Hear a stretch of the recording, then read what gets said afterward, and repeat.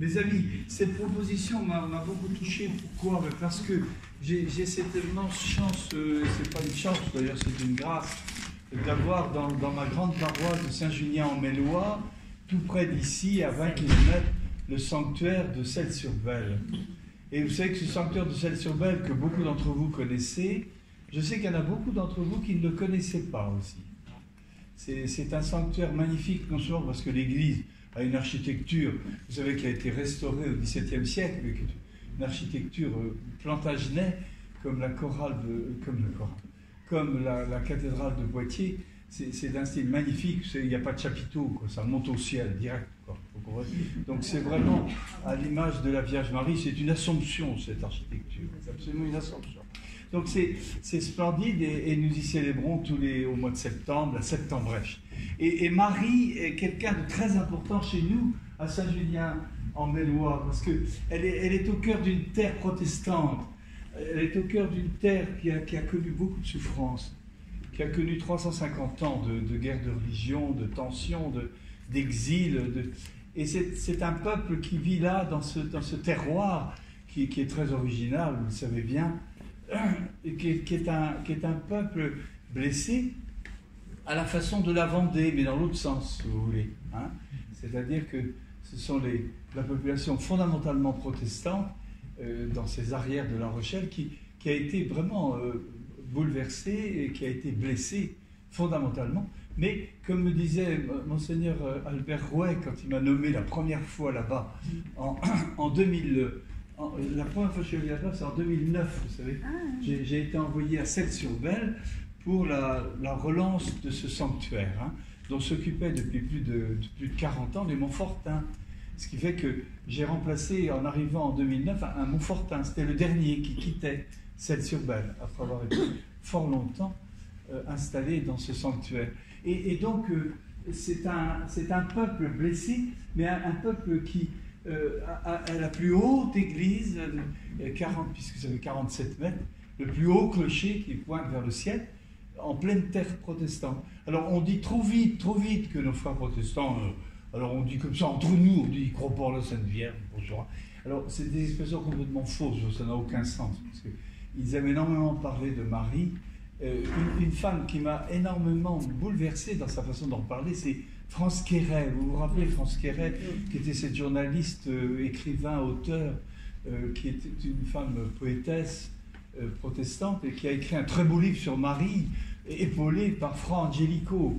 C'est un livre qu'on trouve encore partout, qui est une merveille, absolument une merveille. Et la façon dont cette femme protestante parle de Marie, c'est très important, elle resitue Marie bien dans cette grande humanité de l'Évangile. Et c'est très très beau. Alors bien sûr, nous n'avons pas la même vision de la place de Marie, nous, Vierge, Mère, enfin, dans le mystère d'incarnation et tout ça. Bien sûr, ça se discute théologiquement depuis très longtemps, mais qu'importe. Nous sommes, avec nos frères protestants, extrêmement proches, et Marie est quelqu'un qui est pris par tous les chrétiens. Voilà. Donc Marie, c'est un personnage qui aujourd'hui, je voudrais vous en parler dans le carême. Bon, est-ce que finalement, on pourrait se dire, dans le carême, comment Marie, où est-elle, quoi? Où est-elle? Disparaît-elle? Parce que tout est tourné vers le Christ, qui effectivement fait ce chemin de passion. Et on pourrait dire, mais Marie, alors, quelle est son action? Et je me suis arrêté d'abord en introduction, c'est ce que je voudrais vous dire. J'ai toujours une introduction, puis vaguement deux parties, mais habituellement on ne s'y retrouve jamais. Enfin, l'important, c'est que vous reteniez quelques peut-être choses qui vous aident, qui nourrissent votre carrière. Donc, en introduction, je rebondis tout de suite sur ce que disait le 9 mars dernier à Saint-André, à 18h30. Enfin, je rebondis sur ce qu'il vous a dit, sur ce qu'il nous a dit, parce que j'étais après de lui.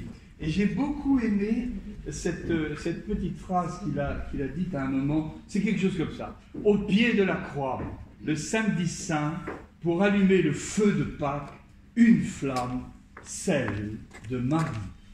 Au pied de la croix, qui sait la victoire, sa foi allumera le feu de la résurrection. J'ai trouvé ça génial. c'est-à-dire inspiré de l'Esprit. Et je vais partir de cela, je vais rebondir là-dessus pour qu'on se rende compte de cette place de Marie qui est à la fois d'une discrétion absolue, car elle est spécialiste du silence, c'est une spécialiste du silence.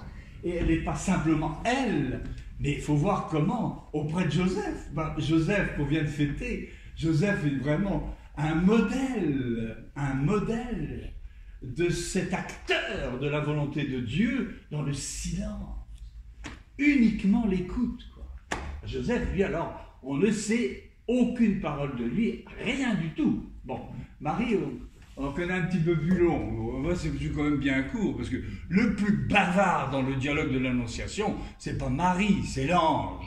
C'est effrayant ce que les anges sont bavards dans la parole de Dieu. Je ne sais pas si vous avez remarqué, mais ils faussent la parole de Dieu, puis alors ils n'arrêtent pas. Bon, ils n'arrêtent pas. Alors heureusement, Marie l'arrête, elle a pu en placer une. Heureusement, c'était magnifique. Ça tombait bien. Alors, cette introduction, je le reprends, parce que c'est très très important. C'est le Stabat Mater. Vous voyez, on commencerait par Pergolèse et Stabat Mater, voilà, Marie au pied de la croix. Marie, on n'est pas le carême, hein, on est dans le carême. Hein. Bon. Marie au pied de la croix est la flamme, celle de la foi, qui allumera le feu de Pâques, de ce jour de la résurrection. Alors, je pars de là, pourquoi? Parce que ma première partie, Marie du commencement à la fin, j'appelle ça comme ça, Marie du commencement à la fin de l'Évangile. Quand on se met à lire Jean 2, dès le chapitre 1, et que l'on va jusqu'à Jean 19, versets 25 à 27, je vais juste le lire pour que vous vous souveniez. Jean 2, 1, ce que j'appelle le commencement, Marie du commencement. Et puis Jean 19, la fin. Vous allez reconnaître les paroles tout de suite. Hein. 2, chapitre 2 de Saint Jean, Cana. Je suis avec Saint Jean, hein. Après j'irai faire un petit tour chez les autres. Le 3e jour, il y eut un mariage à Cana de Galilée. La mère de Jésus était là. C'est sûrement l'expression la plus simple pour parler de Marie dans l'Évangile. Marie, la mère de Jésus, était là. C'est d'une brièveté, c'est d'une simplicité, c'est une présence. C'est sans doute la marque la plus forte de Marie, c'est une présence aimante. Mais alors, aimante de façon incroyablement puissante, si vous voulez. C'est le silence d'un amour qui aime dans une persévérance. Alors, au commencement, à Cana, Marie est là. Bon. Et on sait très très bien que c'est là qu'il y aura cette phrase que je souligne tout de suite, un peu plus loin. Bon, ils n'ont plus de vin, ils n'ont plus de vin, ils n'ont plus de vin. Bon. Et puis elle dit à Jésus, ben, ils n'ont plus de vin. Bon. Que me veux-tu? Mon heure n'est pas encore venue. Et aussitôt, elle se tourne vers ceux qui servent et elle leur dit, faites tout ce qu'il vous dira. C'est tellement, enfin, nous qui essayons de servir l'Évangile, nous qui essayons de, bah oui, tous, on essaie de servir l'Évangile, enfin, levez la main ceux qui ne servent pas l'Évangile. Il n'y en a pas, ça va se casser. Bon. Mais c'est tout ça pour dire qu'on a tous un désir, c'est servir l'Évangile. Eh bien, Marie nous dit, faites tout ce qu'il vous dira. C'est très simple. Elle est là et elle nous dit, faites tout ce qu'il vous dira. Voilà comment Marie se campe dans l'évangile de Saint Jean au chapitre 2. Allons voir au chapitre 19, à l'autre bout, parce que c'est en fait intéressant, à l'autre bout, parce que chez Saint Jean, pas un mot de Marie entre le chapitre 2 et le chapitre 19. Pas un mot. Est-elle là? Elle est là. On nous dit qu'elle est là, bon, elle est là. Elle nous dit qu'il faut faire ce que fait son Fils. Ça, c'est des paroles qui durent. Alors, au chapitre 19, verset 25, qu'est-ce que je lis? Qu'est-ce que je lis? Or, près de la croix de Jésus se tenait sa mère et la sœur de sa mère, Marie, femme de Cléophas, et Marie-Madeleine. Or, près de la croix de Jésus se tenait sa mère. Stabat Mater, verset 25. 26. Jésus, voyant sa mère, et près d'elle le disciple qu'il aimait, dit à sa mère, « Femme, voici ton fils. » Puis, il dit au disciple, « Voici ta mère. » Et à partir de cette heure-là, le disciple l'a pris chez lui. Nous avons la fin, l'extrémité. Au commencement, le premier signe que Jésus accomplit, le premier miracle, nous dit Jean. Et ici, nous sommes à l'extrémité. Et comment se poursuit ce texte, vous vous souvenez? Jésus dit, j'ai soif. Verset 28. Et au verset 30, quand il eut pris le vinaigre, Jésus dit, tout est accompli. Puis inclinant la tête, il remit l'esprit. Marie, celle du commencement jusqu'à la fin. Pour moi, c'est quelque chose d'extrêmement puissant de contempler Marie dans sa présence, silencieuse, tellement silencieuse, de Cana à la croix, du premier des signes, jusqu'à l'ultime parole, tout est achevé. Marie, elle est là. Alors vous pourriez dire, mais oui, mais il faut peut-être aller un petit peu plus loin. Oui, il faut être juste. Il faut aller à la Pentecôte. Acte 2. Oui, il faut aller à la Pentecôte. Parce que nous avons en acte 1, verset 14, je dirais l'achèvement de l'achèvement. C'est-à-dire le commencement du commencement. Tout va démarrer. Le don de l'Esprit qui descendait sur elle au moment de l'Annonciation, voilà que ce don de l'Esprit, Marie ne le garde pas pour elle, seulement pour elle. Et ça sera le secret du samedi saint. Ça sera le secret de la foi de Marie. Elle a vécu la Pentecôte dès l'Annonciation. Dès l'Annonciation. Elle est comblée de l'Esprit comme une terre vierge, comme les débuts de la Genèse, comme le début de la Bible, comme le commencement de toute la création, de toute la vie. Marie est cette nouvelle humanité, cette nouvelle création, cette nouvelle femme, cette nouvelle Ève.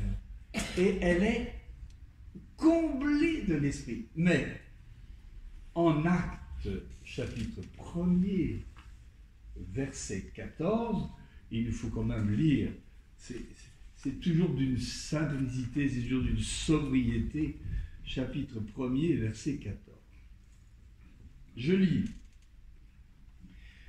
Je retrouve tous, d'un même cœur, étaient assidus à la prière avec des femmes, avec Marie, la mère de Jésus, et avec ses frères.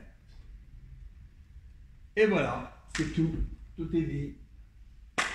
Alors pour nous qui sommes sur la route du Carême, évidemment en lisant Saint Jean, parce que je dirais après faire un tour avec Matthieu, évidemment Luc, bon, et puis évidemment nous prendrons le temps de nous arrêter avec Marc.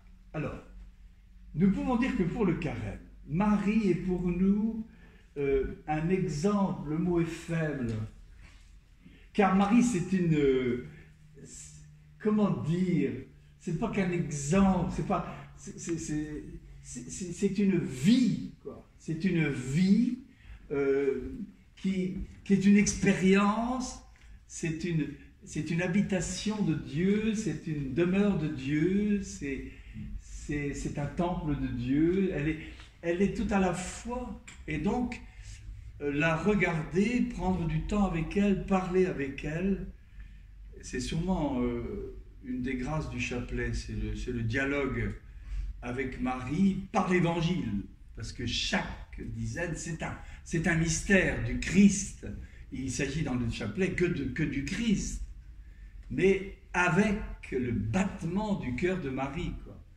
car Marie gardait dans son cœur tous ces événements, quoi. Si vous voulez, dès qu'on prend un peu de temps avec Marie, parce que son fils, on le trouve un petit peu lointain, on le trouve un petit peu difficile d'accès, alors on passe par Marie, et c'est fait pour ça, elle est là, alors faut pas rester avec Marie, parce que Marie, elle nous dit tout de suite, attends une seconde, je suis juste un passage, il faut que tu ailles voir mon fils. Bon, donc, quand je vois encore à Czestochowa rentrant dans cette église où on célébrait une grande messe, c'était extraordinaire, au moment du grand pèlerinage de Czestochowa, et puis on était 50 000 à marcher, 50 000 à marcher, bon d'accord, très bien.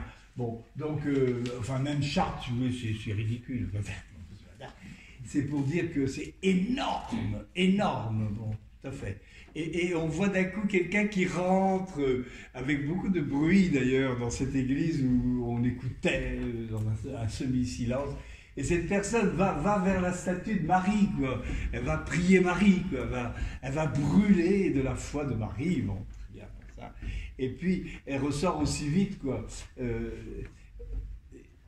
Alors, je me souviens, on avait discuté en disant c'est incroyable, elle aurait pu saluer au moins Jésus, quoi, au tabernacle, etc. Ben non, elle pourrait c'était Marie. Alors heureusement elle était sur du latéral, alors elle a pu faire sa manœuvre sur le latéral, et comme ça Jésus dans le tabernacle avait été oublié, enfin apparemment. Bon.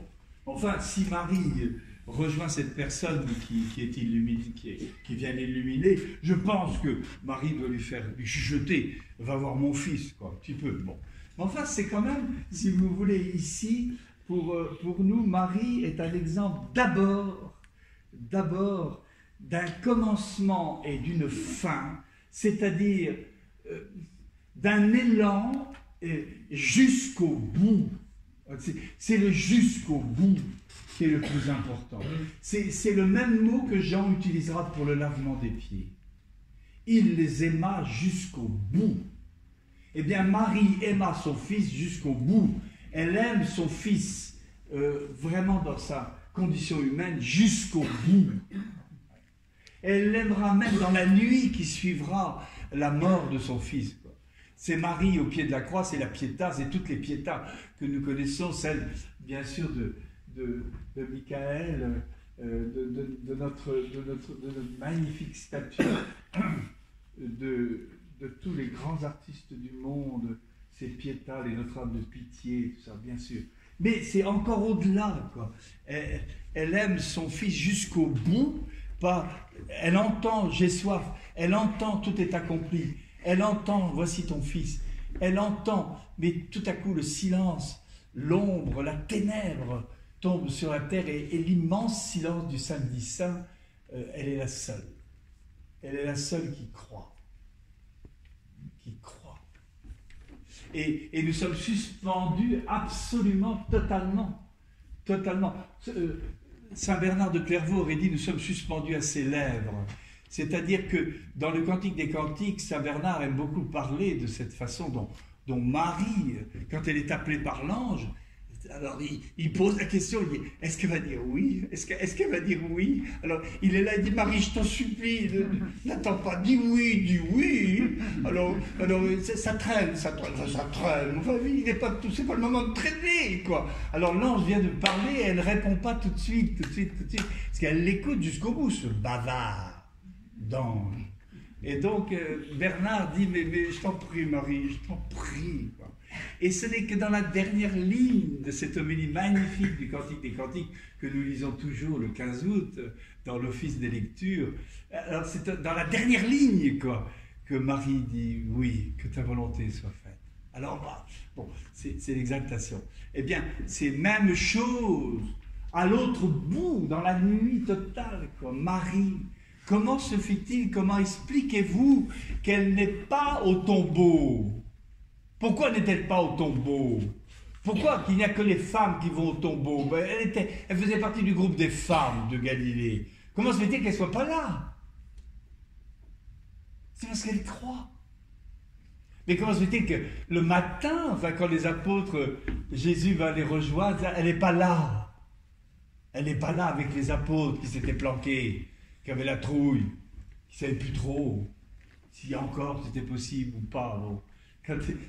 Quand Jésus retrouve au cénacle tous les apôtres apeurés, bon, pourquoi Marie n'est pas là? Parce qu'elle croit. C'est pas nécessaire qu'elle soit là. Elle est la seule qui croit. Mais alors, pourquoi n'apparaît-elle finalement que... Alors le jour de la résurrection, pourquoi Jésus ne lui apparaît pas? Parce qu'elle croit. Alors mais, c'est invraisemblable, quoi. Invraisemblable. Toutes les apparitions du ressuscité, c'est incroyable. Non, il faut attendre Acte 1, verset 14. Elle était là au milieu des apôtres. Elle n'était pas à l'ascension? Je ne sais pas, c'est pas précisé. C'est très étonnant. Marie croit tellement, et jusqu'au bout, quoi. Jusqu'au bout, elle croit en cet enfant qui est vraiment de sa chair, le Verbe de Dieu. Donc vous voyez, cette première partie, c'était ça surtout que je voulais essayer de vous partager, c'était que Marie, du commencement à la fin, de Jean 2, 1 à Jean 19, 25, 27, Marie, c'est la persévérance, c'est la durée. Elle tient bon, comme dirait saint Paul dans ses lettres aux Corinthiens. Elle tient bon par la foi. Alors, bien sûr qu'elle a eu cet Esprit Saint qui l'a couverte de son ombre, enfin, dès le premier instant. Et cette foi en elle est un don extraordinaire qu'elle a reçu, bien sûr. Mais elle a cultivé cette foi, comment? Par une écoute absolue, un silence, mais qui est presque excessif, quoi. Alors, il y a saint Marc qui rompt le silence. Saint Marc est le seul qui, au chapitre 13, on va y venir, il rompt le silence. Et tout à coup, on ne sait pas pourquoi, ta mère, tes frères et sœurs sont là, ils voudraient te parler. Bien. Mais aucun évangile ne fait ce genre de récit très particulier. Alors, je rentre dans la deuxième partie. La deuxième partie, c'est Marie, le silence patient, infiniment aimant. Alors, dans le carême, à nous, souvent, on a beaucoup d'activités quand même, hein, je sais pas. Et comme Armel, il cause beaucoup. Il ferait mieux peut-être d'écouter davantage. Enfin, avant de vous avoir vu aujourd'hui, j'ai pris du temps de silence quand même un peu, mais je veux dire par là, dans le carême, quelle est la place du silence que je me donne, quoi, vraiment, que je me donne pour écouter, c'est-à-dire cette lecture de la parole de Dieu qui est vraiment un dialogue, c'est-à-dire quand je lis la Bible, quand j'ouvre la Bible, comme dit saint Augustin, je ne lis pas un livre, mais pas du tout, quoi. Il s'agit de la parole de Dieu. J'entre dans un dialogue avec Dieu, c'est-à-dire j'écoute Dieu. Quand j'ouvre le livre, alors quelle que soit nos traductions, quelles que soient toutes les exégèses, tout ce que vous voulez, les interprétations, etc. Mais enfin, quand vous priez l'Esprit et que vous vous mettez à lire la Bible en l'ouvrant tranquillement, vous entrez en dialogue avec Dieu. Quand les petits du caté disent « Moi, j'ai jamais vu Dieu », tu as raison. Bon, sûrement, tu n'as pas dû le voir. Bon, mais pourquoi on ne le voit pas? Bon, etc. Alors, on discute. Bon. Oui, mais moi, je ne l'ai jamais entendu. Je ne sais pas qu'est-ce qu'il dit. Je ne sais pas. Je l'ai jamais entendu. Faux. Voilà. Il faut dire faux. Parce qu'il n'arrête pas de parler, vous comprenez. Mais si évidemment on lui boucle le bec, en fermant le livre, évidemment, comment voulez-vous qu'il prenne un petit moment pour nous parler? Si on a une très belle Bible qui est rangée, parce qu'elle est en or, quasiment, elle a été gravée par une arrière-tante qui était religieuse, et qui travaillait en reliure, qui avait fait des lettres d'or, c'était intouchable. Alors, on ne l'ouvre jamais, bon, évidemment. Alors, si on n'ouvre jamais cette belle Bible rangée, comment savoir que Dieu me parle? Donc Dieu me parle.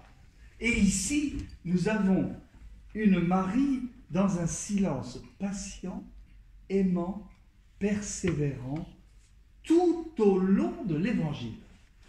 Tout au long de l'Évangile. Alors, je prends, par exemple, je prends Matthieu. Matthieu.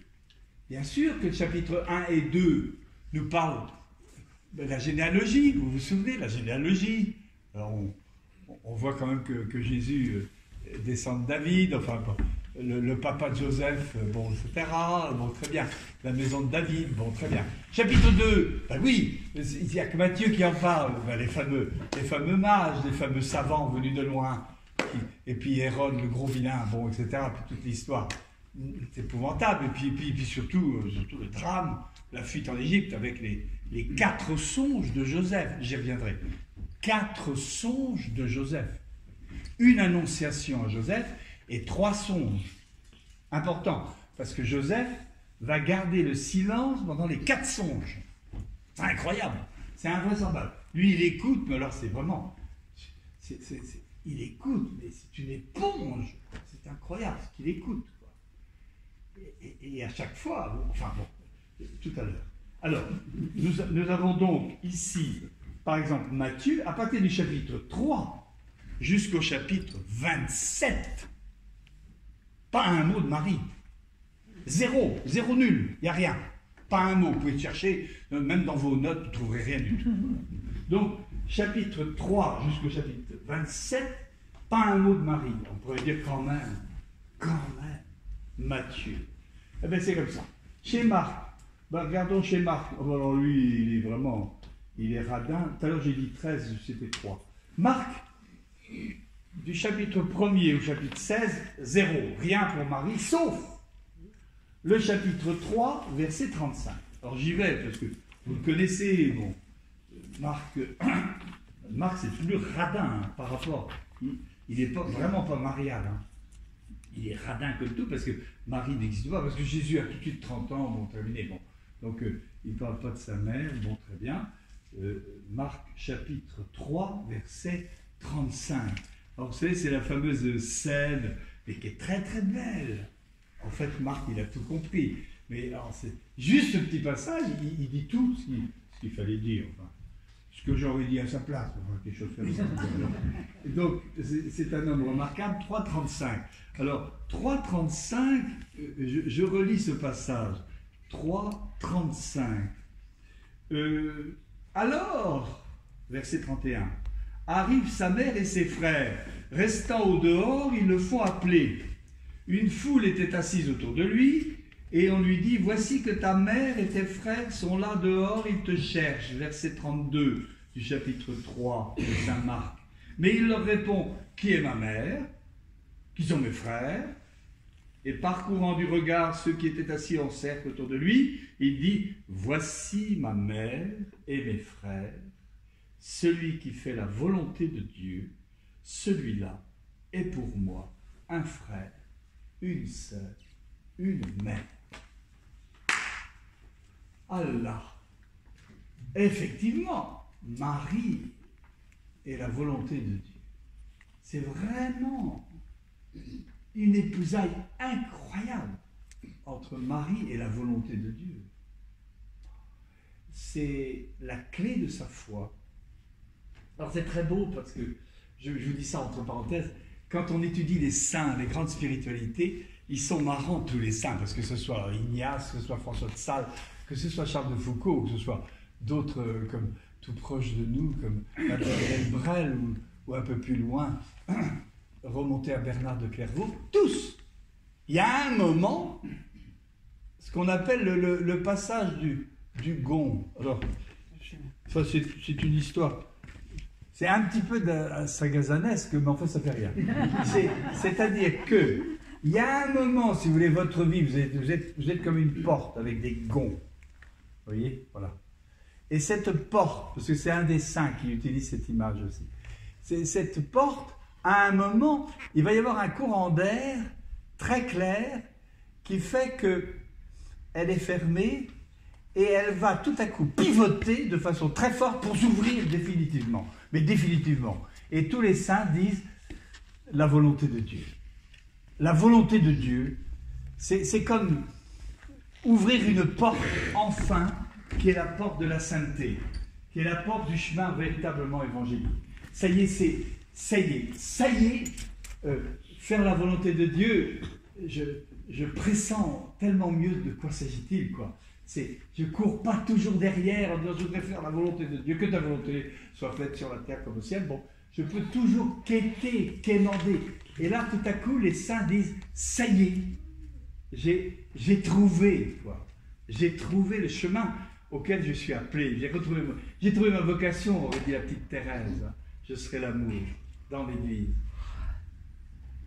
Cette porte qui tout à coup est arrachée littéralement de sa fermeture pour être ouverte définitivement.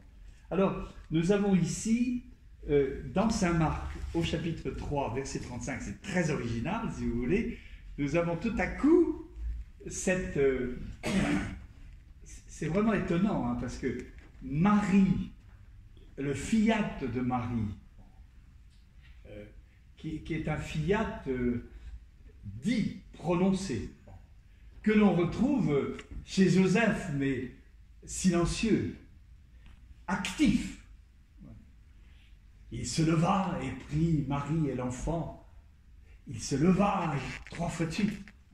3 fois de suite. 3 songes, 3 fois de suite. Et dans l'Annonciation, c'est trop drôle, moi j'aime beaucoup Joseph parce qu'il est en train de dormir, quoi. Enfin il se réveilla, il était temps, hein, et il fit la volonté de Dieu. Bon. Prends Marie chez toi, quoi. Bon. Il s'est réveillé, enfin il dormait, comme dans les crèches, l'éternelle crèche, on voit toujours Joseph qui est là, qui est émerveillé par évidemment tout ce qu'il voit, mais il est un peu en sommeil, un peu ce sommeil étrange d'un Adam au début de la création, le sommeil très étrange des 3 disciples, la transfiguration, ce sommeil très étrange à Gethsémani, c'est très curieux, très curieux. Ce n'est pas une mort, c'est une attente avant une résurrection, c'est magnifique. Alors, nous avons donc ici Marc, du chapitre 1er jusqu'au chapitre 16, rien sur Marie, sauf 3,35, mais là, un message magnifique, quoi, qui est pour nous. Vous vous rendez compte, nous portons le titre de frère, de sœur de Jésus, n'est-ce pas? De mère. Nous sommes mère de Jésus. C'est pas très facile, parce qu'on peut dire, oui, ensemble, l'Église est la mère de Jésus, bon, très bien, mais quand elle fait la volonté de Dieu. Oui. Alors, c'est des titres invraisemblables. Jésus... non seulement dit à Jean, voici ta mère, et il dit à Marie, voici ton fils, mais là, d'un coup, il nous dit, vous, humanité nouvelle qui naissez, vous êtes la mère de Jésus. Bon. Donc c'est quelque chose de très grand. Alors, si je vais chez Luc, Luc, évidemment, que les premiers chapitres de Luc, vous les connaissez par cœur, les premiers chapitres de Luc, 1, 2, évidemment, 1, 2, à partir de 3 jusqu'à 24, c'est fini. On ne parle plus de Marie du tout. Oui. Il y a quand même là un nombre impressionnant parce que ça se termine avec Emmaüs, vous vous souvenez, mais Marie n'apparaît pas après Emmaüs, ou je ne sais pas, Jésus aurait pu voir sa mère, bon ben non. Voilà. Chez Luc, de 3 à 24, rien du tout sur Marie. Mais alors nous avons les récits uniques de l'enfance. Bien sûr, l'annonciation, la visitation, la présentation au temple, enfin, la fugue bien sûr de Jésus. Oh, la fugue de Jésus, c'est extraordinaire. Voyez. Saviez-vous pas que je devais m'occuper des affaires de mon père? Tu te rends compte, ça fait 3 jours. Enfin, tu as vu la tête de ton père? C'est la seule fois où Marie dit à Joseph, dit à Jésus, t'as vu la tête de ton père? Et lui est en train de dire, mais savez-vous que je dois m'occuper des affaires de mon père du ciel? Et Joseph, hein? Bon, il est là. Donc nous avons de nouveau, dans l'évangile de Saint Jean, du chapitre 3 jusqu'au chapitre 18, pas un mot de Jésus. Voilà. Donc nous avons de façon très très curieuse, dans les évangiles, une présence de Marie qui est non seulement silencieuse par la parole, mais c'est une présence, parce que c'est évident qu'elle est là et qu'elle est disciple de son Fils, qu'elle va marcher jusqu'à Jérusalem, c'est évident. Et elle est présente, mais vous avez vu, c'est même plus que de la discrétion, je ne sais pas comment on peut appeler ça, hein. C'est que de l'amour, c'est que de l'amour.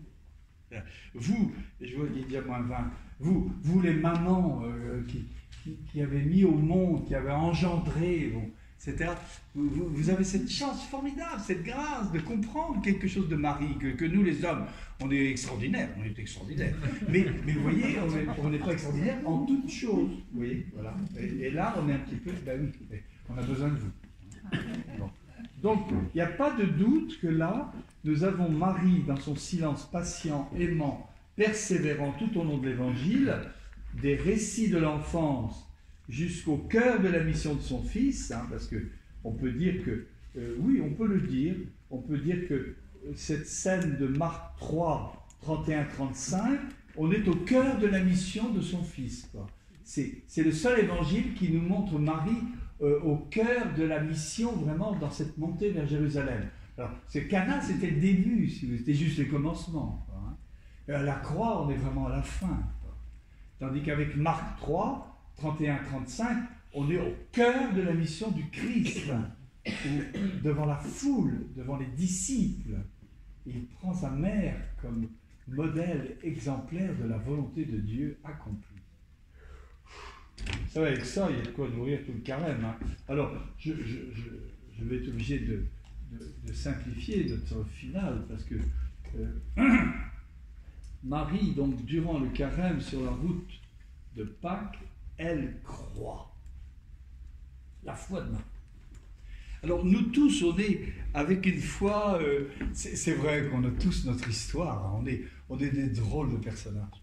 Il y en a, vous avez démarré, vous ne vous rappelez plus, vous êtes comme Obélix, vous êtes tombé dedans très tôt, vous ne vous rappelez plus très bien, mais vous avez toujours aimé infiniment la prière, vous avez toujours été très épaulé, très entouré, très bon. Vous avez fait une crise d'ado, bon d'accord, vous avez fait à d'autres moments des hauts, des bas, mais en gros, quand vous baignez, quoi. C'est un peu mon cas, moi je me dis toujours, je pense à mon père Charles et à ma mère Laure, et je dis, mais vous m'avez tellement donné cette foi, avec énormément d'amour et surtout beaucoup d'humour. Beaucoup d'humour. Beaucoup d'humour, et je dis souvent, papa c'était un clown, mais maman faisait le texte. Parce que c'était une foi vivante, parce que une foi heureuse, une foi joyeuse, quoi.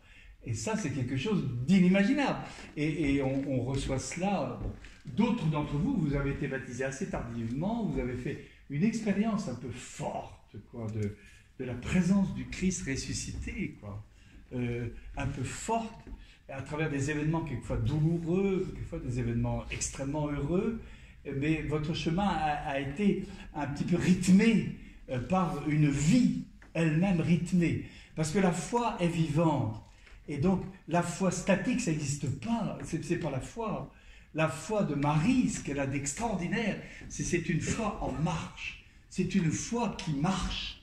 C'est une foi qui respire. C'est une foi qui écoute.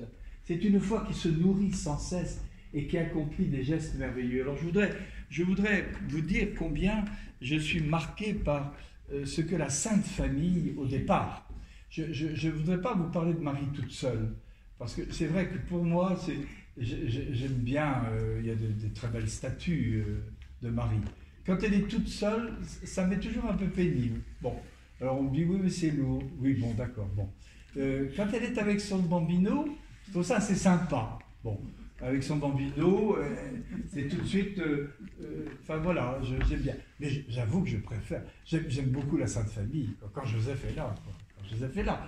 Vous avez des saintes familles. Alors, quand c'est la grande famille avec Anne, qui est là comme à l'entrée de Sainte-Anne, de Notre-Dame de Poitiers, quand vous avez comment l'appelle-t-on encore? On l'appelle pas la Sainte Famille. Quand on parle avec les grands-parents, quoi. Quand il y a aussi Anne, la maman de Marie. Bon, enfin, qu'importe. Vous avez donc là, ici, une expérience de la Sainte Famille. Je voudrais vous dire combien Joseph est très important dans l'histoire de Marie. Ils sont inséparables, ces deux-là, hein, toujours.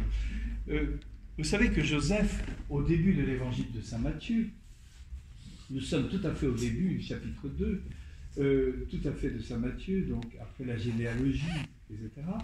Nous avons donc la visite des mages, et puis il y a la fuite en Égypte. Je termine là-dessus parce que j'étais à Maumont il y a très peu de temps, à l'abbaye de Maumont que j'aime énormément chez les sœurs, et nous avons fêté la Saint-Joseph. Et je vais essayer de vous dire, de façon ramassée, un petit peu ce que nous avons partagé. Là, après leur départ, c'est des mages, voici que l'ange du Seigneur apparaît en songe à Joseph et lui dit, lève-toi, prends l'enfant et sa mère et fuis en Égypte. Reste là-bas jusqu'à ce que je te l'avertisse, car Hérode va rechercher l'enfant pour le faire périr. Verset 14 du chapitre 2. Joseph se leva. Dans la nuit, il prit l'enfant, sa mère, se retira en Égypte, où il resta jusqu'à la mort d'Hérode, pour que soit accomplie la parole du Seigneur prononcée par le prophète. D'Égypte, j'ai appelé mon fils. Deuxième. Alors Hérode, voyant que les mages s'étaient moqués de lui, entra dans une violence. Bon, il envoya tuer tous les enfants, etc. C'était atroce. Alors fut accomplie la parole du prophète Jérémie, le cri s'élève dans Rama, pleurs et longues peines. Après la mort d'Hérode, verset 19, voici que l'ange du Seigneur appela en songe Joseph en Égypte et lui dit, deuxième, lève-toi, prends l'enfant et sa mère, et pars pour le pays d'Israël, car ils sont morts ceux qui en voulaient à la vie de l'enfant. Verset 21, Joseph se leva, puis prit l'enfant, sa mère, entra dans le pays d'Israël. Mais apprenant, troisième songe, apprenant qu'Archélaüs régnait sur la Judée à la place de son père Hérode, il eut peur de s'y rendre, averti en songe, troisième songe. Il se retira dans la région de Galilée, il vint habiter dans une ville appelée Nazareth, ainsi s'accomplit la parole, il sera appelé Nazaréen. Ça, ce sont les trois songes. Les trois songes. Et donc, le premier, vous le savez, c'est quand Joseph a terriblement peur d'épouser Marie, ce qu'on appelle l'annonce faite à Joseph. Nous sommes au chapitre 1er, verset 18. Or, voici comment fut engendré Jésus-Christ. Marie, sa mère, avait été accordée en mariage à Joseph. Avant qu'ils aient habité ensemble, elle fut enceinte par l'action de l'Esprit Saint. Joseph, son époux, qui était un homme juste, et ne voulait pas la dénoncer publiquement, décida de la renvoyer en secret. Comme il avait formé ce projet, voici que l'ange du Seigneur lui apparut en songe. Le premier grand songe, l'annonciation faite à Joseph. Joseph, fils de David, ne crains pas de prendre chez toi Marie, ton épouse, puisque l'enfant qui est engendré en elle vient de l'Esprit Saint. Elle enfantera, c'est-à-dire elle enfantera un fils, et tu lui donneras le nom de Jésus. Joseph nomme son fils adopté Dieu sauve, car c'est lui qui sauvera son peuple de ses péchés. Tout cela est arrivé pour que soit accomplie la parole du Seigneur. Quand Joseph se réveilla, il fit ce que l'ange du Seigneur lui avait prescrit. Il prit chez lui son épouse, et il ne s'unit pas à elle jusqu'à ce qu'elle enfante un fils auquel il donna le nom de Jésus. Alors, Joseph, dans les 4 songes, silence absolu. Je ne sais pas quelle était l'ambiance de Nazareth, parce que vous imaginez, Joseph, silence. Bon. Et Marie, silence. Je vois le dialogue matrimonial de ces deux grands saints. Ça devait être épatant. Je pense que Jésus a dû mettre de l'ambiance. Il a dû créer du lien. Quelque chose comme ça. Mais c'est vrai que le silence de Joseph est encore plus radical. C'est un silence qui écoute avec une telle justesse qu'il perçoit la totalité de l'appel de Dieu, qu'il réalise immédiatement, totalement. La volonté de Dieu, il l'accomplit avec un naturel absolument désopilant, parce qu'il a écouté jusqu'au bout. Revenons jusqu'au bout. Joseph écoute jusqu'au bout. Parce que, je ne sais pas comment vous lisez la Bible ou l'Évangile, parce que très souvent, on lit un passage, puis on dit on s'arrête là, ça suffit, oui, ça suffit, oui. On va peut-être pas aller au-delà, oui. Ou alors, oh, je ne comprends pas bien ce que ça veut dire. Oui. On choisira un texte pour notre prière avec les enfants du caté. On est un petit peu timide comme ça, on fuit un peu les textes qui sont Joseph écoute Dieu jusqu'au bout. Et toujours sa réponse est une action. La réponse de Joseph est toujours une action. Non seulement parce qu'il se réveille, mais il prend chez lui Marie, puis ensuite il se lève à chaque fois. Et puis ce n'est pas une action banale, c'est une action quasi, le mouvement même de la résurrection. Il se lève et il prend de nuit. Bon. Et il fait ce qui lui a été demandé. Donc il y a quelque chose dans Joseph qui est une écoute très, très puissante jusqu'au bout. Il ne dit rien, il ne dit même pas oui. Son oui est un acte posé, une action posée. Il ne peut pas y avoir de foi plus vivante, si vous voulez. C'est une foi vive, une foi active. Une foi active.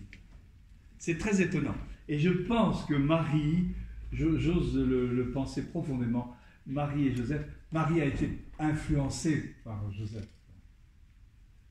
Joseph a été influencé par Marie. Mais tous les deux, ils sont inséparables dans cette écoute, dans cette foi, dans cette justesse.